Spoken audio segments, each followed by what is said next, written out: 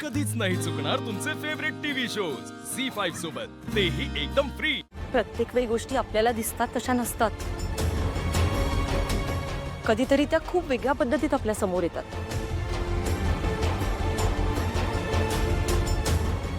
आज आता फक्त ही अस्मी काहीतरी बोलते किंवा भैरवीजी काहीतरी बोलल्या म्हणून ते सत्यच आहे असं नाहीये।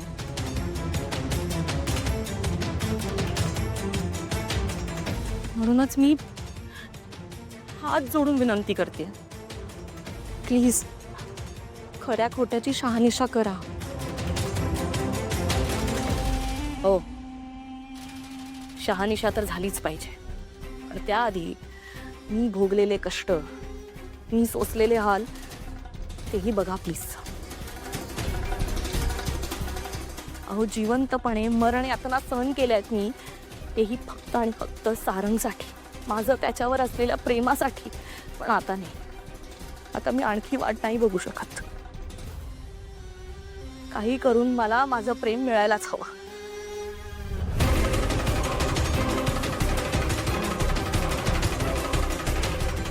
तिलोत्तमा मॅडम, तुम्हीच सांगा कसा न्याय करायचा आता।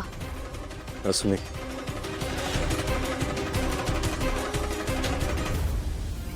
तू सुखरूप आहेस हे बघून बरं वाटलं। जे काय तुझ्यासोबत घडलं त्याची कल्पना नव्हती मला। पण मनापासून सांगतो, मला आता तुझ्यावर विश्वास नाहीये। जी व्यक्ती पैशांसाठी प्रेमाचं नाटक करू शकते, ती व्यक्ती पैशांसाठी काहीही करू शकते।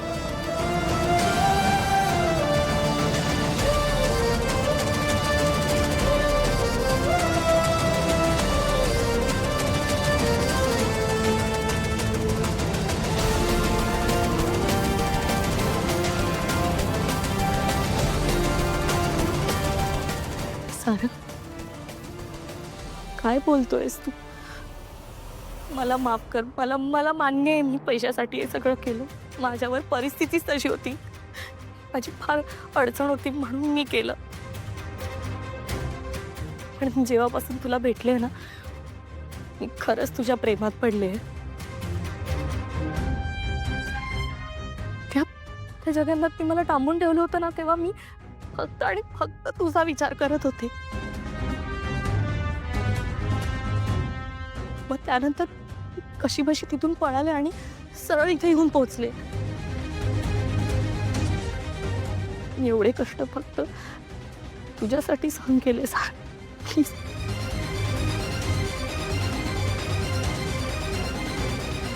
बास झाला हा खोटेपणाचा तमाशा। आम्ही आमच्या घरात पूजा घातली, या घरासाठी सारंगच्या आयुष्यात शांती नांदावी म्हणून ही पूजा घातलीये ना, आणि आत्ताच तुम्हा सगळ्यांचं हे सगळं चालू आहे। लाज वाटली पाहिजे तुम्हाला।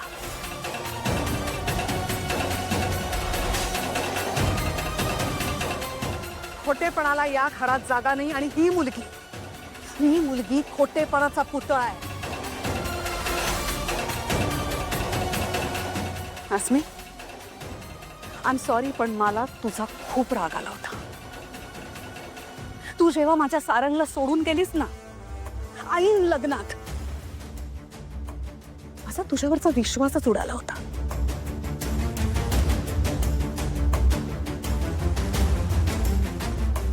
तुला माहितीये माझ्या सारंगवर याचा काय परिणाम झाला?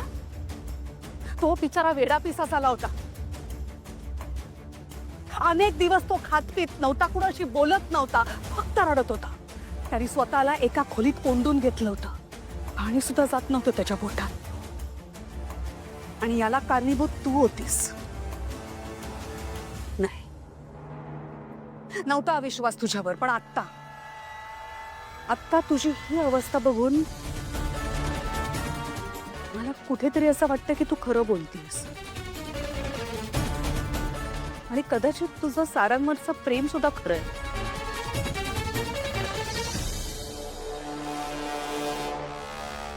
अस्मी, कारण जोपर्यंत तू माझ्या सारंगच्या आयुष्यात होतीस ना, तोपर्यंत माझा सारंग सुखात होता, आनंदात होता.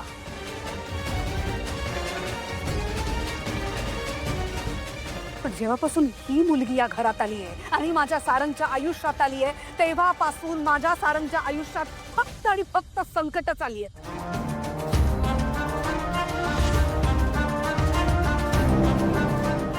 आणि ते सुद्धा जीवघेणी संकट. नाही, ही मुलगी ना माझ्या घराला लागलेला एक शाप आहे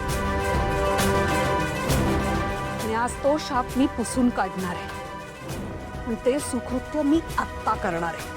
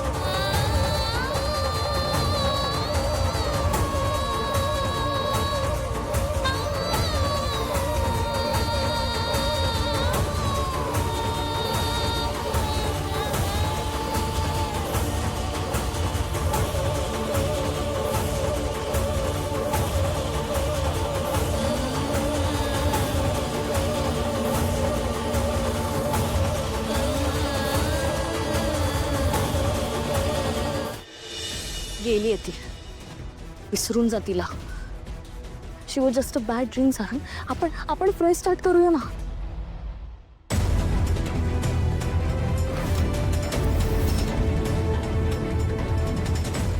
सारंग, काय झालंय?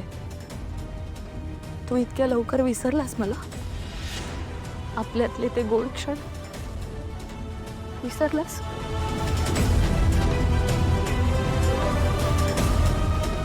आयुष्यात कधीच न सोडण्यासाठी धरलेला हा दोस्त प्रॉमिसेस आठवतंय तुला?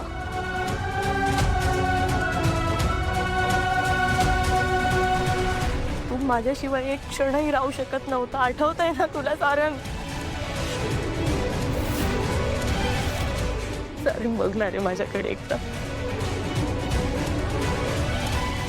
सारंग, मला मान्य आहे गोष्टी बिघडल्या, आपण जसं ठरवतो तसं होत नसतं.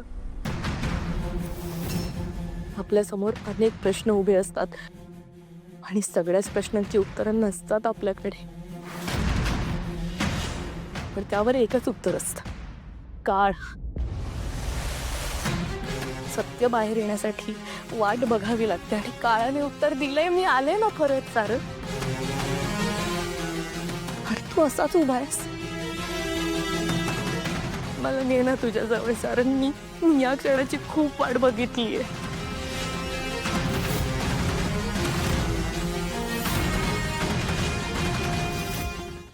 झी5 ॲप डाउनलोड करा आणि पहा सर्व एपिसोड्स एकदम फ्री.